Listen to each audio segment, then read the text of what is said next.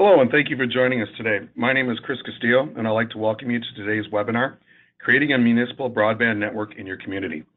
Today's webinar is being brought to you by HR Green, and in the next hour, you'll find about the efforts underway in many Colorado cities and counties to bring high-speed, affordable broadband to their communities.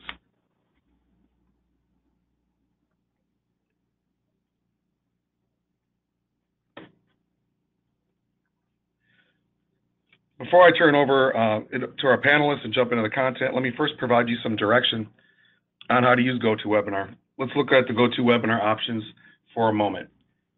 And I just need 1 second. The PowerPoint's not advancing the slides.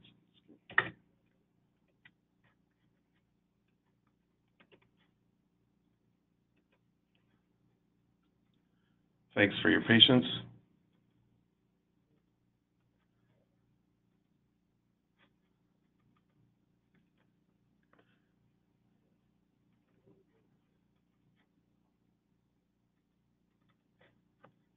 There we go. Sorry about that. You can show or hide your control panel at the top of the toolbox with the red arrow. You can put your screen in full screen mode using the rectangle in the upper right corner of the toolbox. Attendees are muted during the webinar, but you can ask a question using your toolbox. To do so, click on the plus sign next to the questions and type your question. Once you've typed your question, click send. We'll be taking your questions at the end of the presentation, so feel free to send them in at any time. I'll be your moderator today, and let me introduce your two presenters for today. The first one is Dave Zelnock. He is currently a local government services manager for HR Green, and he's been a public works director for 20 years at various Colorado cities. He's helped install hundreds of miles of municipal fiber infrastructure in Colorado, and he helped pioneer Colorado's second major city exemption from SB 152. Our other presenter for today is Ed Barrett, who is currently the director of broadband services at HR Green. He has over 10 years of broadband and telecom experience. He has extensive interface with broadband and telecom carriers and municipalities and has managed telecom program implementation and market analysis. HR Green is a multidisciplinary professional services and construction firm offering planning, technical consulting, including broadband engineering, environmental services, and construction to clients in diverse markets. Founded in 1913, HR Green is one of America's oldest design and construction firms. We enjoy a long-standing reputation for environmental stewardship, public service, and technical excellence. The firm now employs over 400 people in 9 states, including multiple offices in Colorado. Our agenda today, we went through welcome and introductions. We have our presentation broken into 2 parts. Part 1 is the broadband environment, and Part 2 is evaluating your broadband options, followed by the Q&A portion. Again, I'll field your questions at the end, and you'll get a chance to hear responses from our presenters. Right now, I'd like to introduce Ed Barrett. Thank you, Chris, and welcome to those of you who've chosen to take time out of your busy schedule to join our discussion of the broadband landscape and specifically broadband options in Colorado. For many of you, I'm sure the motivation to join this call was a passage of or an interest in passage of a local SB 152 exemption. For those of you that have crossed that gate, those initiatives are not squeaking by. Constituents have really sent a strong message, and our goal is not to help you study or admire the problem, but to help you define and solve it so that you can move your community forward. We do want to be clear as we talk about this that while your object should be to do something, there are cautionary lessons that we've seen in the marketplace. The first is that there are unpublished studies from the East Coast. We've seen similar findings in other areas around the country that while many feasibility studies have been completed in the last 5 years, the number of those studies that have actually led to construction or deployment of new fiber networks or broadband services remains very low. In the end, I think everybody agrees that broadband good, but how can you learn from these lessons and avoid, in some cases, what becomes an expensive dead end? Our belief is that communities who are actually building networks and doing something have a number of commonalities. First, they have a vision. They spend time up front understanding their end goals and avoiding dead ends like broad requests for information. Two, they have an internal champion that takes the banner and climbs the hill. Thirdly, the community really makes an effort to understand ownership and delivery structures. They understand and accept the trade-offs that are created around risk and control and cost. And finally, they understand that there's a full spectrum of options that are available and ultimately move with a purpose. Chris, if you could move forward to slide 10. Ultimately, your residents really understand that video and data and streaming create an ever-increasing demand for broadband. That demand is really increasing at a rate that is north of 25, some say as high as 40+%. And in that environment, there is the reality that many Americans are underserved. The FCC has defined broadband. By the way, there is an effort underway to change this definition, but we'll let that go, and we can certainly talk about that in the Q&A section of the discussion. But 10% of America is still unserved according to the FCC's current definition. And as you move into rural America, smaller communities, the non-NFL and Tier 2 cities, it really becomes a much more tragic situation with nearly 4 in 10 being unserved by high-speed broadband. You can see here the relative difference in data speeds between dial-up, DSL, 10 meg, 100 meg, and gigabit service. And, I think that provides a very, very visible reason for communities who are looking at moving to fiber-based and very high-speed broadband access. If you are interested in seeing your own broadband connectivity, there are a number of them. Speedtest.net is a very good site to give you a feel for what you're actually connected at. Before we go too far, we do want to spend just a few minutes talking about sort of what makes up the internet. And fundamentally, the internet itself is really where common carrier hotels interconnect to each other, both in the U.S. and around the world, and really become the on-ramp to the true World Wide Web. Meanwhile, at a local level, there are connections between those carrier hotels and local networks. Those middle mile networks connect the big hotels to carriers or private networks, say from Denver to Breckenridge or another community. Someone, likely an incumbent carrier, has paid to build that connection and build that physical network from your community to the internet and carry your traffic back and forth. Locally then, and this is where communities really are starting to dig in and understanding their options, you have opportunities potentially to leverage regional and cooperative partnerships to create cooperative networks. This approach is one that we certainly advise our clients. We had a discussion just last week with a community that is working to chart their path forward about the ability to partner with other communities that are in close proximity to help aggregate demand and reduce cost.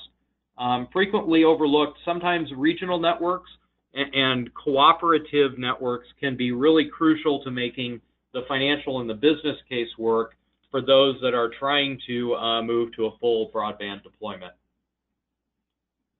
Finally, at a local level, you have community fiber networks, which are designed to provide either city services or anchor institution use. A community broadband network really is providing fiber services within the community to anchor institutions, or those communities such as Longmont, that have made a decision to provide a full retail product directly to businesses and consumers. We like to point out that at the local level, the technology is complex by its nature. Transport occurs on multiple platforms and electronics. Software and outside plant assets represent major technical and financial investments and require operational expertise to develop and to operate.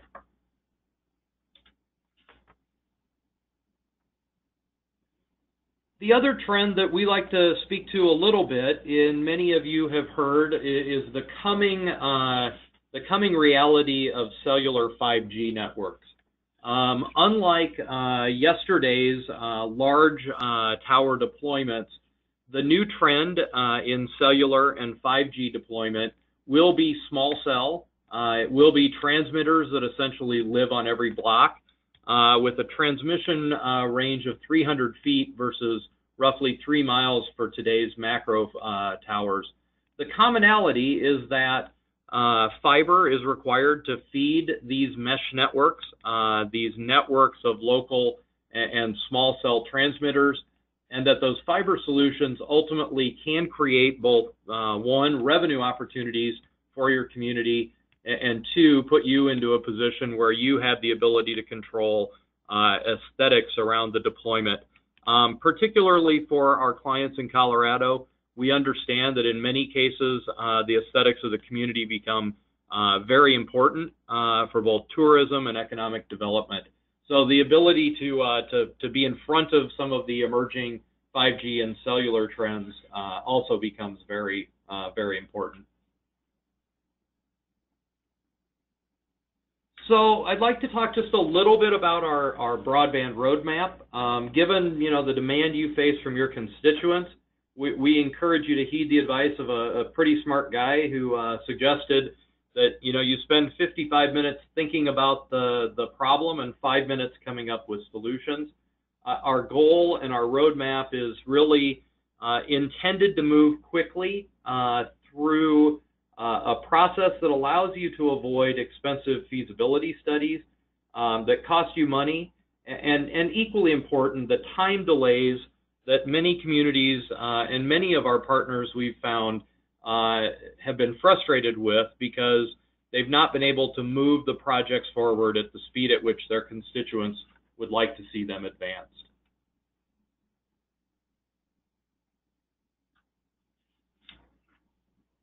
So as we begin to talk about broadband options and fiber options for communities, we'll talk a little bit about your service models that we'll explore today. We really want to encourage you to think about probably the 3 most common models that communities are evaluating. Again, I talked a little bit about the regional and cooperative network, community fiber networks, and finally, the full retail service. These models, in many cases, are not mutually exclusive, and you may, as we'll discuss, have to start in one area, for instance, deploying a fiber network to get to your goal, your broader goal, which is to move to a more broad or retail implementation. And while most communities may feel that broadband to the home may be an eventual goal, we also encourage you that there are things that you can begin to do today that help you begin your journey and advance your community against those long-term goals, even before you put a design on paper, put a map in GIS, or drop the first fiber install out in your community. The first type of service that we talked and spoke to a little bit, but I want to do a little bit deeper dive today, is the regional and cooperative approach. In many cases, by aggregating demand and building what in essence is a private network, we've seen financial models that can reduce your cost of service from $12 a meg to a quarter a meg and lead to paybacks with as little as a 3 or 4 year time horizon. This is because one of the most meaningful ongoing expenses of both fiber and broadband network builds are the ongoing cost of backhaul and traffic costs. By aggregating that demand across a larger number of constituents and a larger number of potential addressable network, you really have a significant advantage by entering into and developing IGAs to reduce the financial and operational risk. As we talk a little bit more about some of the other models, I'd like to welcome Dave Zelenak. Dave and our team in Colorado have been highly involved in the creation and implementation of fiber networks for the last 5 years, including the creation of one of the first and the largest municipal fiber deployments in the state in the city of Centennial. Dave? Ed, thank you very much, and thanks everybody for joining us here this afternoon. I'd like to just pick up on where Ed left off and talk about what can you do with a gig. You know, that's a pretty simple sounding question, but you know, so much of this gigifying your city really comes down to, for grandma, for most average people, is really streaming high definition TV, and it's doing a cutting the cord thing. 4K TVs, you know, you can buy a 4K TV at Walmart now, but there's almost no content for that at this point. Yet I would tell you that a lot of the broadcasters and a lot of the people in the business are saying that the ultimate goal is to be able to provide any HD program in any language at any time to anybody, and that's kind of the end state that they're all looking for. To do that, of course, you can't do that with coax as we know it today. The only real solution is fiber optic cable to every home. But beyond just the content streaming to homes, high-tech businesses, of course, are a big part of this. Entrepreneurs see fiber as a crucial piece of this. You know, for a large business, a Lockheed Martin, a United Technologies, the cost of internet is minuscule in comparison to their overall business plan.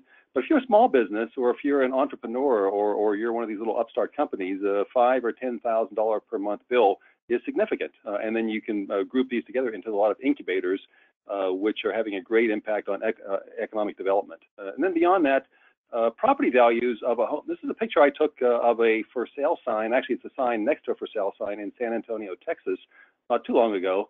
And I just wanted to use this sign to highlight the fact that there's a national study that was recently done that talks about homes that have a fiber optic strand going into them, a fiber optic service, can see on average about a 3% increase in their home price. And so a $300,000 home roughly will see a $10,000 bump in value. Now that's interesting because when you look at a $10,000 bump in value for your sale price of your home, that compares pretty favorably, I think, to a $2,000 to $3,000 investment. So you put $2,000 to $3,000 in to each home, and voila, you get $10,000 back out the other side. That's a pretty good investment, just from a straight economic development standpoint.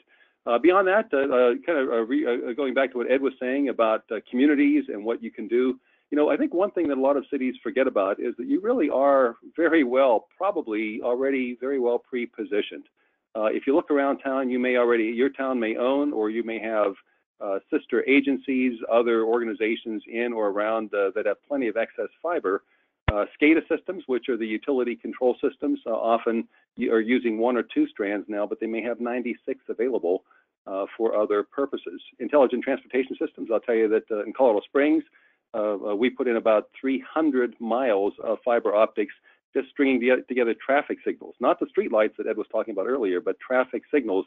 In Centennial, we were able to put in about 60 miles of conduit, again, simply to help improve the traffic signal timing, and almost all of that was done with federal money, so it was done virtually free to the community. We'll talk about that here in a little while. But beyond SCADA systems and ITS systems, AMR, automatic meter reading systems, and now kind of the new generation, automated metering instrumentation.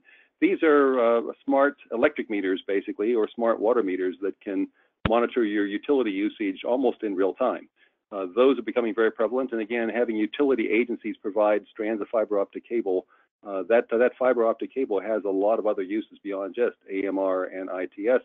Streetlights, we'll talk about that here in just a minute again, and then beyond that, there's also plenty of other public fiber out there, likely your school systems, your hospitals, your public safety systems. There's plenty of excess capacity out there, most likely, that's there for the asking.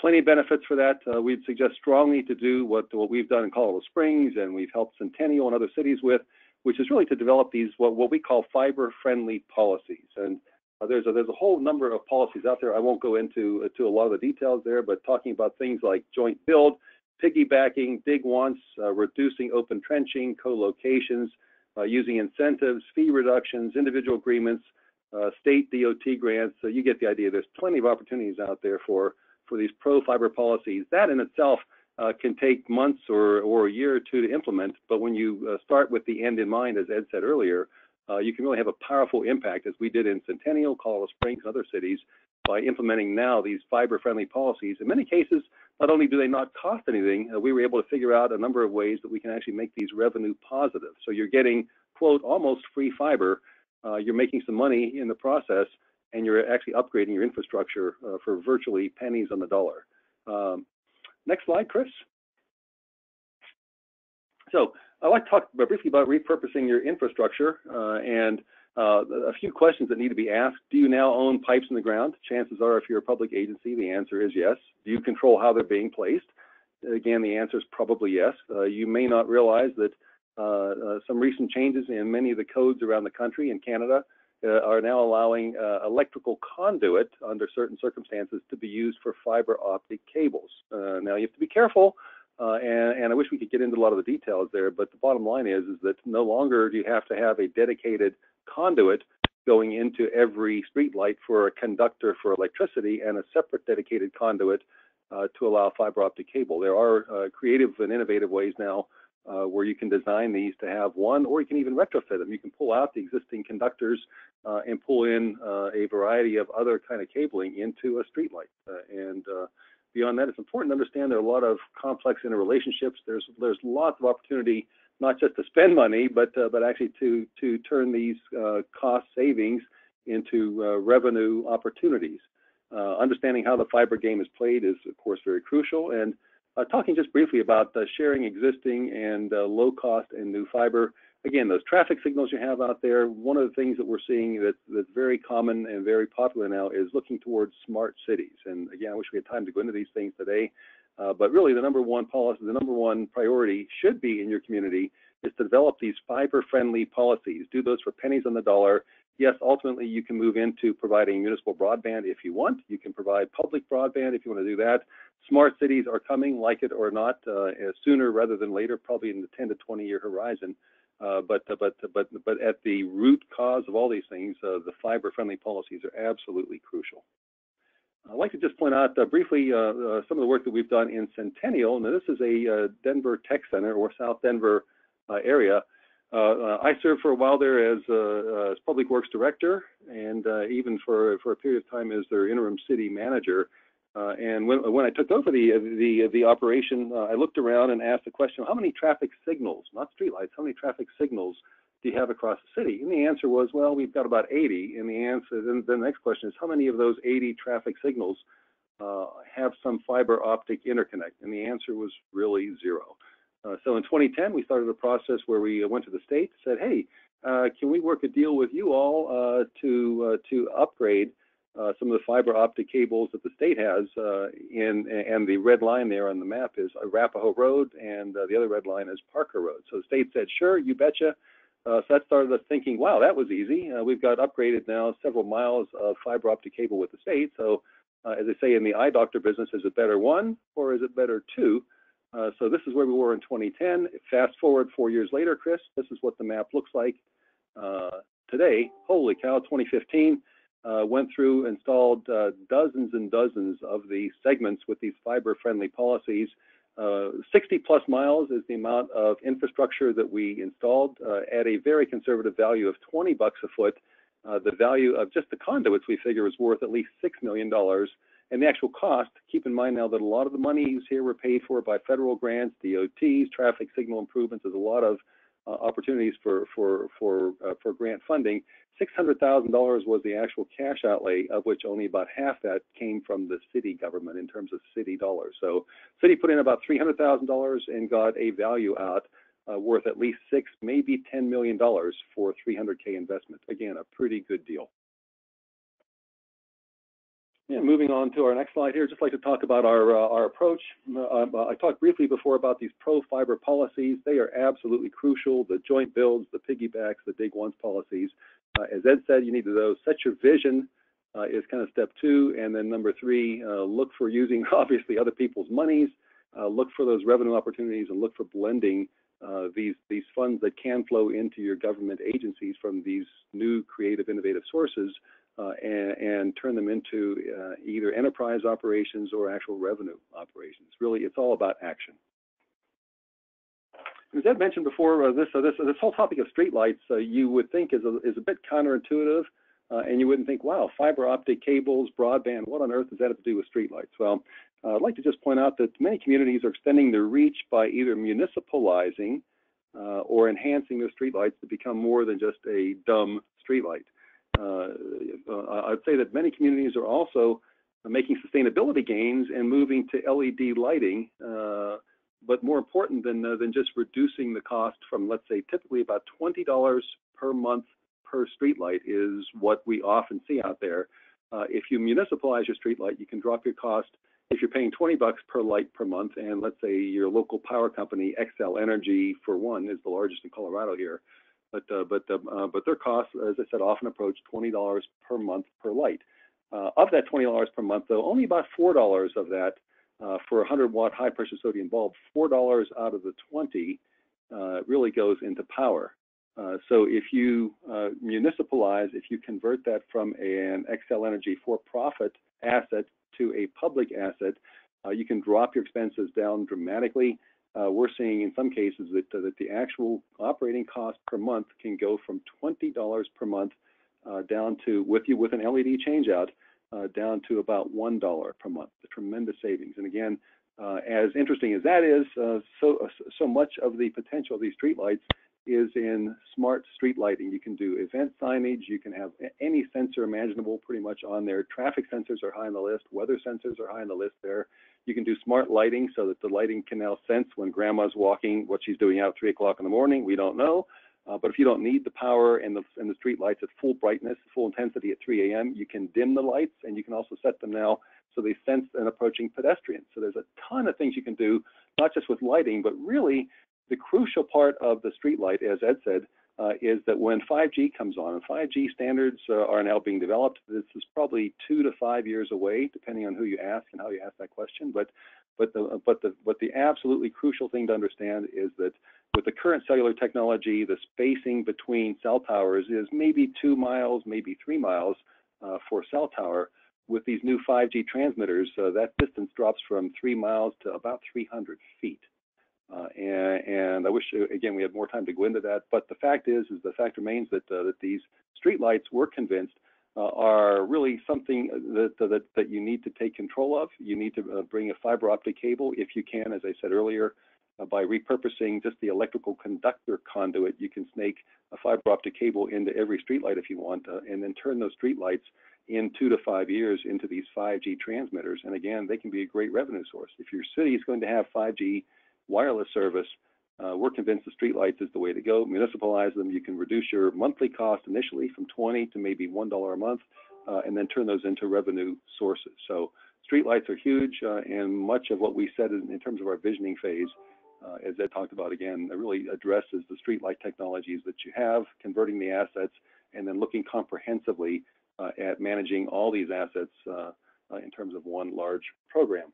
And with that, I'll turn it back over to Ed, who'll talk about some community broadband services. Ed, thank you. Thank you, Dave. In fact, we know that many communities ultimately enter this journey around communication networks with the goal of broadband services, aka the delivery of retail services to residents and businesses as a desired goal.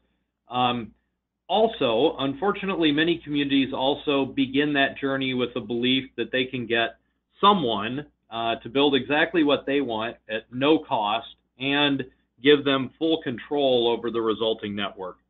If you have that hope, we encourage you to change your mindset. As we've discovered in our work with our clients, that there is no single path on a fiber to the premises build that there are literally dozens of interlinked pathways that revolve around some of the key issues of ownership, service delivery models, and those key items are then further confused by the complicated issues of cost sharing, risk, and reward. So we'd like to just spend a couple minutes understanding how ownership and service delivery models are being utilized right now in Colorado. The first issue, ownership, really relates to the ownership of the built assets. Will you build a publicly controlled and financed asset? Is there a local or electrical cooperative or municipal electric provider? Or do you need a partnership with a private sector party to help make your vision a reality? In the public sector model, a community publicly controls, finances, and operates the asset. Bonding, in general, general obligation bonds are used, and complexity and costs tend to be high. At the other end of the spectrum, a cooperative, generally a power cooperative, leverages its revenue bonding to finance and own deployed assets. There are trade-offs, however, as this entity is now the owner, meaning less control in some cases for the community. In the middle are literally dozens of P3 models that are emerging around the country where ownership, risk, and cost is shared between city and private entities. These P3s range from Google Fiber to a number of successful models across the country. They can be great ways to spread risk, but frequently at the cost of less control over the network. So your underlying decision as a governing entity, someone that is potentially a champion for your community, really revolves around your community's appetite across these 6 factors. How much control do you want to retain? How willing are you to take on both political and success and failure risk? How much complexity do you want to take on in your community? Do you want to build capacity to run the system? Do you have the right people and processes in place? Your impact, you can do small and cheap, you can do large and expensive, but likely not both. So as you understand that model, the next step then really becomes how you determine how you want to deliver services and to whom. In the community fiber operating model, your focus here, as Dave discussed, is really reducing costs and improving services for the public sector and your large anchor institutions.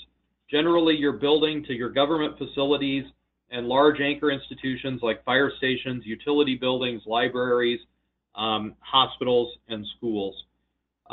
In many cases, community fiber is a great jumping off point if your long-term plan is to achieve a community broadband retail build, because this allows you then to access the assets that you've built out to serve those anchor institutions in a way that leverages those assets to provide the last mile services to retail and commercial customers. Good example of this model is Steamboat Springs. Steamboat, several years ago, committed $1.5 million to create a 9-mile municipal fiber backbone. There were 7 anchor institutions involved, and it was built to facilitate future community broadband expansion. DOLA provided a 50% grant funding, which touches a number of the anchor institutions, and importantly, this then creates a backbone that advances the city towards the potential of future broadband service offerings. A second business model that some communities have chosen to take on is open access. In that concept of open access has really been a rallying cry for communities who want to expand broadband but not actually compete with the private sector. In this model, a community will build, own, and deploy the fiber assets while then opening itself to multiple providers providing services. The focus is on increasing competition and access, and the model really speaks to sort of a build it and they will come model. In Centennial, Dave talked a little bit about the large community fiber network that was deployed. The community is now spending money to complete that fiber backbone and has recently announced a partnership with Ting, and I should say has announced a partnership with Ting, and Ting has now announced the coming availability of fiber to the premises services across the Centennial open access network. The last and most recognized model is the retail service model, which is really where the municipality chooses to own and run broadband delivery to its retail and residential customers. This really puts the city in the position of owning, building, and managing a full-service business. And probably Colorado's most well-known example of this is the city of Longmont and Nextlight. That service is well underway. Longmont and Centennial were probably the first and the second underway in the state of Colorado. And as you can see here, the community really is taking on 100% of the risk, the cost, and the complexity. But the community has seen take rates as high as 40 to 90% in the different fiber hoods by offering really aggressively priced and nicely priced charter memberships. And the general outcome thus far is that the community has been significantly outperforming its financial pro forma and has really set a very positive sort of pace for others in Colorado to follow.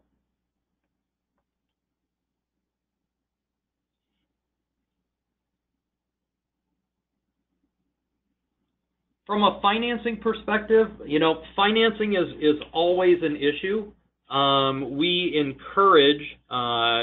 strongly encourage everyone to consider financial implications of both community fiber, and community broadband builds. There are grants and programs available at the state and federal level. There are a number of bonding and financing methods that you may want to consider. And of course, as an advisory firm, we are happy to assist you in evaluating those options. Dave, would you like to talk a little bit about one of the more interesting things that's occurred recently in Colorado? Oh, absolutely. Thank you. Just this past summertime, Governor Hickenlooper signed into law some new legislation that may not be well understood and is actually right now being used in some very unprecedented ways. The legislation basically says, I won't read this to you, but basically you can now set up an LID. You can set up a local improvement district in a small county. So let's say if you're a Summit County, oddly enough, and I don't think of Summit County being a small county, but they are under the threshold. The larger Front Range counties don't qualify for this, but you can set up an LID. And in terms of what that means, LIDs really are the same financing methodology that are often used by local officials to do an alley paving project, or if you want a sidewalk and curb and gutter done in front of your house. In an LID, your local government governing body, let's say it's your town council, board of trustees, county commissioners, they become the board for kind of a standalone entity, much like a special district, a metropolitan district, or a utility enterprise. It's a whole new way of looking at broadband, but we would encourage you, if you are in one of these smaller communities or smaller counties, to look at the opportunity that now exists across Colorado and maybe set up an LID. Again, this deals more in the weeds of financing and how do you get up and running, assuming that you've figured out the vision first. And speaking of vision, let me just talk about, as Ed said, and we had the Einstein picture up there a little bit earlier. We here, and this is a bit of a sales pitch, so I apologize, but we really believe there's a fundamental flaw in today's feasibility study-driven models. In other words, all too often communities will head down an expensive path that leads to a time-consuming RFI, a request for information. Then they look back a year later and they've made almost no progress because they really didn't set time to decide on the vision first. So you may really invest time and energy spending a year or more through the RFI process, only to realize that, gosh, we still don't have a good idea as to what on earth we're doing.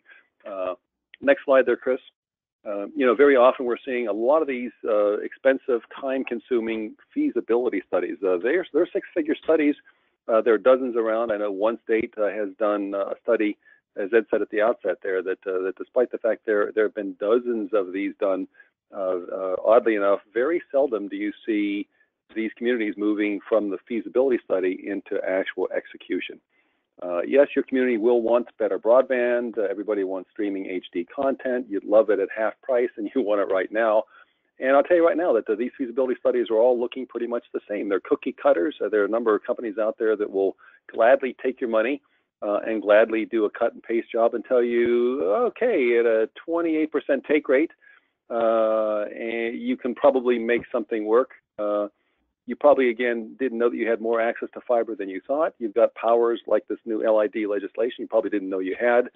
But when you start to blend those with the millions in new fiber, yeah, it's hard work putting all the pieces together, and it goes way beyond just a feasibility study. It's looking really ahead into smart cities, beginning with that end in mind, and then developing and advancing the vision that we all talk about.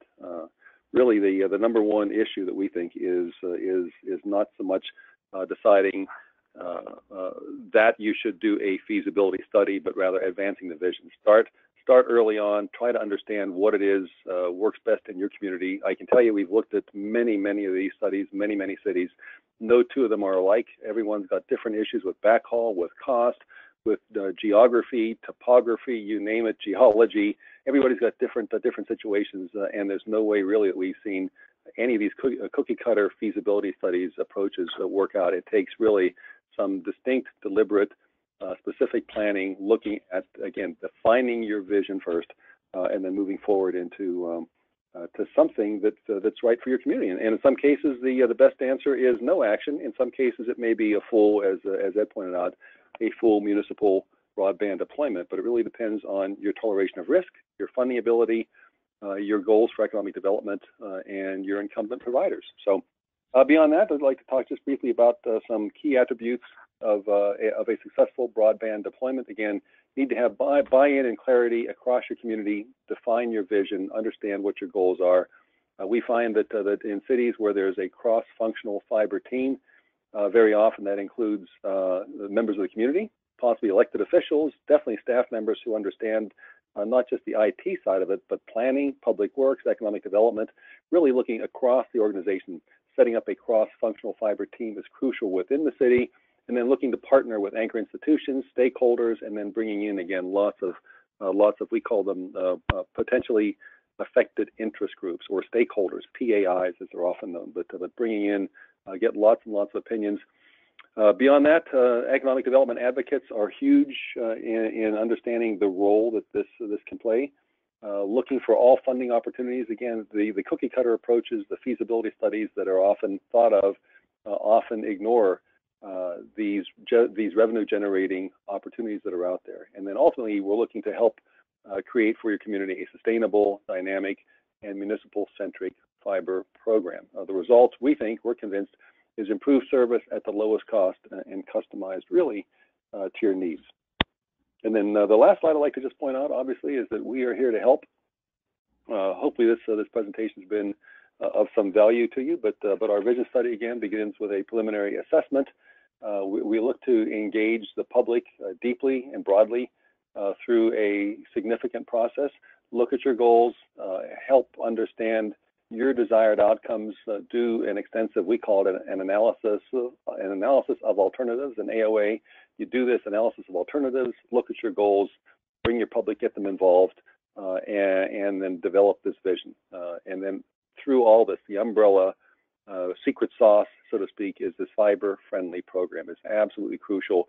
You know, you can do a fiber-friendly program with or without the visioning study, because we think, as Ed pointed out, if 5G is coming and 5G is a couple years away and there's a great revenue opportunity, and you know streetlights are going to play a crucial part of that, there's no reason right now that you couldn't do both. Put these on parallel tracks, develop your vision if you like. Certainly we encourage that, but also immediately get these fiber-friendly initiatives up and running. Some cases these are resolutions before your council, ordinances before your board of trustees. There's a lot of work to be done, but there's really two tracks. The vision study is often done through economic development in the city. We've seen planning and IT officials, but those fiber-friendly policies are more often than not in the public works departments. And so, again, the cross-functional team is crucial, and we can help. We've done a lot of these. We've seen many of these, and be glad to help you. And so, with that, Ed, I'll turn it back to you. Hopefully, we've got a little time for some questions, and be glad to assist in any way possible. So, Mr. Barrett, any thoughts or closing comments? No, Dave, I think what we'd like to do is make sure we provide a little bit of time for those who've taken time out of their day to join us, provide an opportunity to ask any questions that you might have.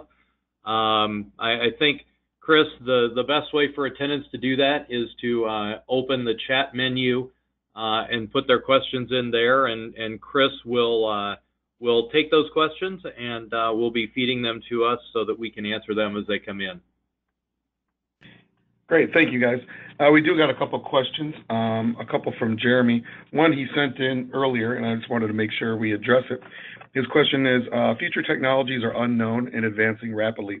Is there anything rural communities can do to hedge their investments so they don't make poor investment decisions on broadband deployment that could be a waste if overtaken rapidly by other technologies? Suppose insanely fast satellite internet becomes real within the next 5 years. Yeah, that's a great question, and Dave, I'll take a shot at answering that, but feel free to join in. You know, HR Green's approach to technology in this space is one that is relatively agnostic. We believe that there are you know, appropriate deployments of any number of technologies. You know, there is a space for fiber, and I'll talk a little bit about why we believe that's the preferred alternative. But there exists a lot of other technologies, and this is a technology space. So you have microwave, you have licensed and unlicensed spectrum, point-to-point, point-to-multipoint. You have you have wireless. All of those technologies, and we tend to be probably a bit of a fiber first, primarily because of two technical factors. One is latency, and two is symmetry, and those are technical terms for the fact that you know, things move at the speed of light. Number one, you can't get faster than that at a physics level, and two, they move back and forth at the same high speed. So unlike some of the coax cable, you know, cable deployments, some of the copper deployments, the ability to move large chunks of data quickly, we believe probably makes fiber the most future-proofed of the technologies. But I also would probably caution that there is no guarantee that technology doesn't change. So all you can do as a community is to make the best choice based on the information that you have. And you know, in some places, fiber may be the primary deployment, and it may require deployment of a what we call a hybrid fiber wireless solution to reach some of the remote areas in your community. So we tend to be a little bit technology and platform agnostic, believing that the right solution is the one that solves your problem, not one that just sort of fits a predetermined model. All right, thank you, Ed. I also have another question from Jeremy as well. It says, is it not the case that DOLA requires a feasibility study prior to allowing local jurisdictions to have access to available grant funding? Yeah, Chris, that's a great question. We do provide a service to our clients. As part of the planning process, we will sort of check the appropriate boxes to make sure that we're looking at risk and cost and financial metrics around a proposed deployment. I think if Jeremy's asking the question, it's important to focus on the point that we believe that before you begin that process, it really is important for your community to understand the direction you want to go. And so we, unlike some feasibility consultants out there, tend to break visioning into a separate process. We believe it's an appropriate first step, and that determining and finalizing the where are we going part of the issue really takes precedence over studying some of the facts and the figures and the numbers and the preliminary design work. But once you've established that vision and you have a direction in place, if community broadband is part of the answer and DOLA funding or DORA funding that's now available becomes part of your solution, then yeah, to bond these things and to go and tap into some governmental funding sources, you do in fact have to have financial models created, and that's something that we do as part of the process. Again, we just don't believe that that should be your first step. Yeah, just to expand on Ed's point also, Jeremy, you're probably aware that DOLA's funding is usually for the feasibility studies. It's often 50-50. I would tell you that the amount of money, amazingly, and it's rare that you'll hear the term overfunded, but I heard in the most recent DOLA grant, this is the DOLA grant cycle that wrapped up this past summer, or I think it was late summer, that there was only a single two-party submission for what I understood were several $1 million of DOLA funding. So the amount of requests actually are a lot lower than the amount of monies that are available for DOLA. Now, there was a DOLA grant. I haven't heard the results of those that were just submitted last week. But yeah, 50-50 is a typical funding match for the DOLA feasibility study, which you need to have. And then very often there will be a local match requirement based on what it is you want to do. Again, DOLA funds only do the middle mile. Ed also mentioned DORA, Department of Regulatory Agencies, which is a whole separate one. DOLA provides direct cash grants to municipalities only, where DORA provides direct cash grants to providers only. But again, as Ed said, working kind of in tandem, you get a provider, you get a vision, you get some DOLA money, you get some DORA money, and pretty soon you're talking a couple of $1 million.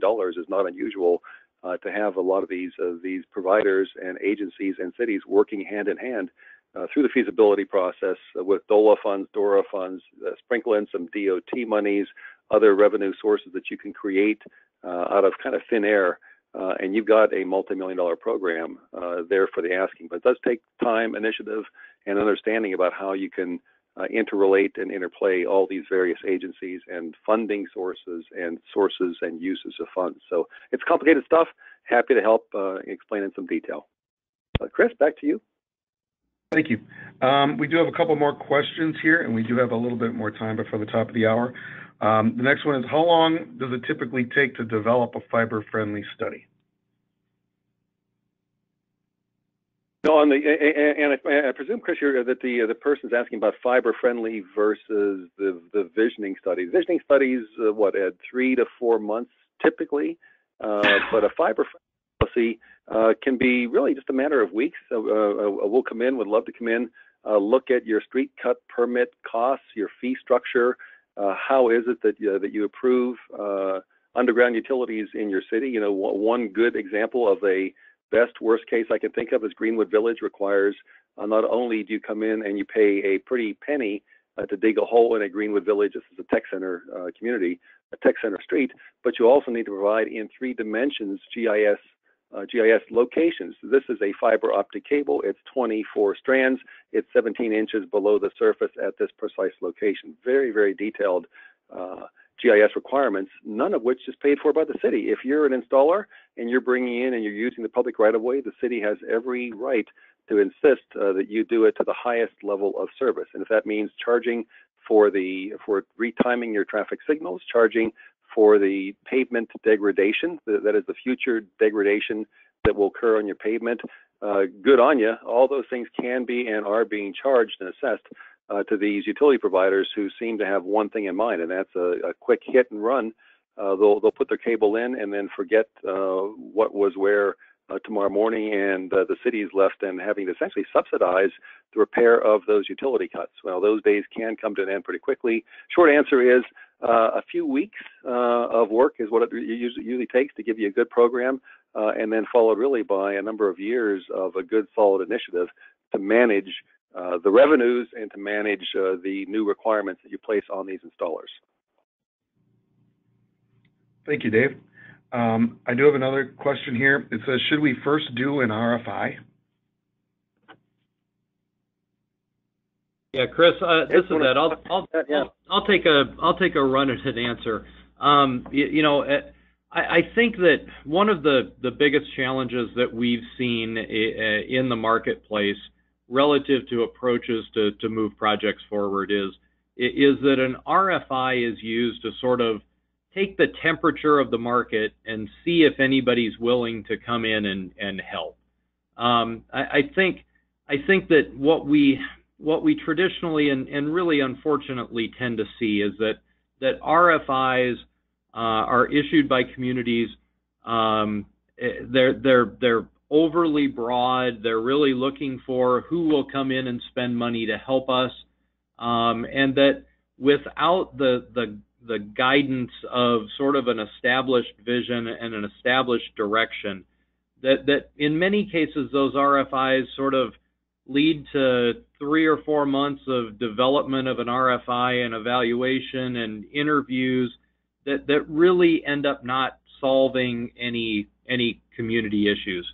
That probably is the lesson that we tend to try to take to our clients and to be good advisors to them is understand where you want to go. There may be a point where you need to put out an RFP because you've decided that you're looking for a partner. But before you do that, establish your ownership ideals, establish your partnership and your operating criteria, really establish how much control and risk and all of those other factors you're willing to take on, because a much more narrowly focused RFP gets better responses. The vendor community and the provider community understands those. You can do some outreach to target the types of firms that you're looking for. And that's a long way of saying I think that an RFI sounds like maybe an easy solution that in reality becomes probably a time-consuming dead end for a lot of communities. All right, thank you, Ed. And I got a couple more questions. Some are similar. I'm just going to group these next ones together. We don't know where to start, so where do we take this from here, and how can HR Green help?